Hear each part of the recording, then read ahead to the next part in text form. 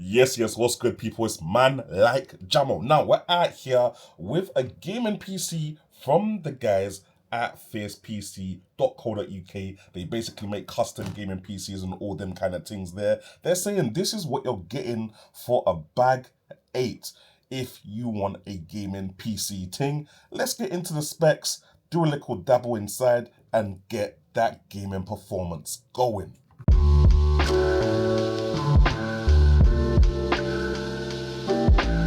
Now, undeniably, the first thing we got to talk about has got to be the APNX Creator C1 Chroma Flare case. Look how it's got that blue tint on the outside, then the transparent window on the left-hand side.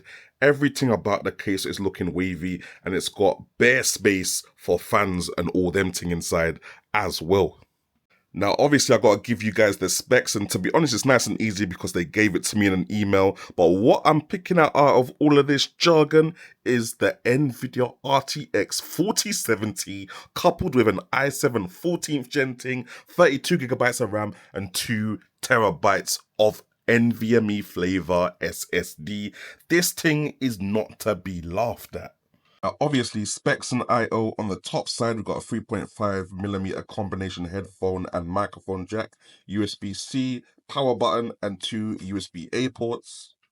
Now, on the back of the thing, we've just got bare ports, fam. Bare ports, like what? 1, 2, 3, 4 USB-A ports, a HDMI port, display port as well, USB-C, 2 more 3.2 port USB-A flavor, a USB-A BIOS port in there as well. We got Ethernet ting 2.5G. You got the little surround sound 3.5mm tings in there as well. And then in the graphics card, you got a HDMI 2.1 and you got 3 DisplayPort 1.4s. All the ports, cuz, like, what more could you actually want? Now, just to show you guys the inside of the case, there's a little bit of RGB going on the fans that are there, but not that much, to be honest. So I'll put another little RGB light in here just to help matters out a little bit more. But it's a pretty nice wire tidying situation, fam. Wire management is on point. You've got the RAM slots there, but no RGB on them. You got this thing, I can't remember what this is called, but the thing that cools down the CPU, that's doing its thing. Apart from that, yeah, man, pretty nice and tidy in there, can't lie. Definitely a better job than I would have done. Alright, so as of November the 21st, 2024, man has got the NVIDIA drivers updated to 566.14. We got some Ratchet and Clank playing in 4K. This monitor goes up to 144 Hz at 4K. And we've got the DisplayPort 1.4 in there, which is more than capable at giving us max resolution, max frame rate. If this GPU can handle it, we've got ray tracing off for all the games that we're about to play. Let's get into this performance. Check the top left corner. Now, off to a great start. We're going off with some PlayStation games. We've got Ratchet and Clank Rift Apart, one of the wickedest looking games on the PS5, even on PC, if you're asking my opinion. We're getting 4K resolution and easily over 100 frames per second at max settings, not something even the PS5 Pro can try and see.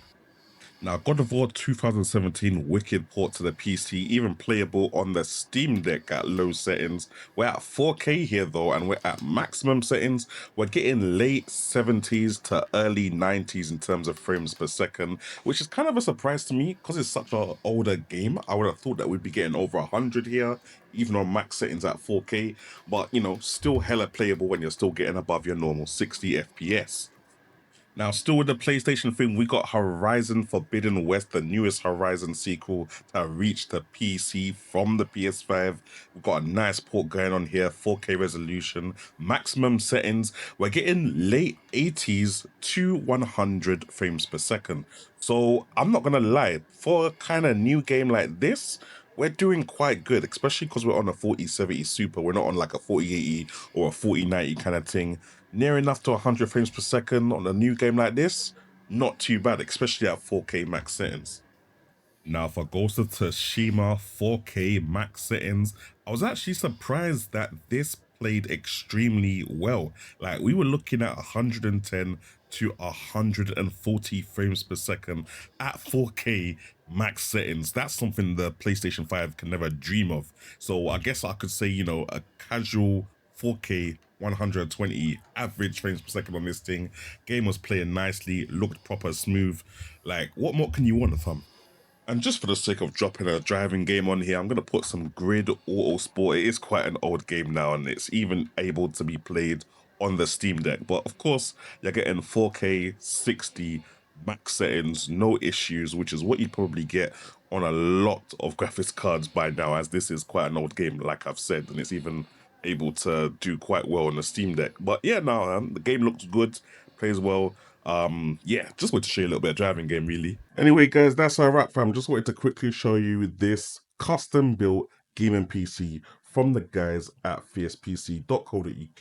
This is what their website looks like here. Obviously, I'll put a link to it in the description section below. But yeah, go and have a little look. They look like they got like a little Black Friday sale going on. They got some next day PCs, some express PCs. So if you absolutely need a gaming PC to come tomorrow, you can go to these guys and get that done. Or obviously, you can take your time and configure exactly the PC you want. I ain't got no issues with this, and I think for the price, we're pretty much getting decent gaming performance, no less than 4K 60, and if you put on DLSS and all that other RTX stuff, you can get up to 4K 90, 4K 120 frames per second, which is more than enough for gaming. I'm a 2K person myself, so I'm, pretty much good to get 2K, way more frames per second. But anyway, let me know what you guys think in the comment section below. Do you think it's good value for money or not? And I will catch you guys in the next one.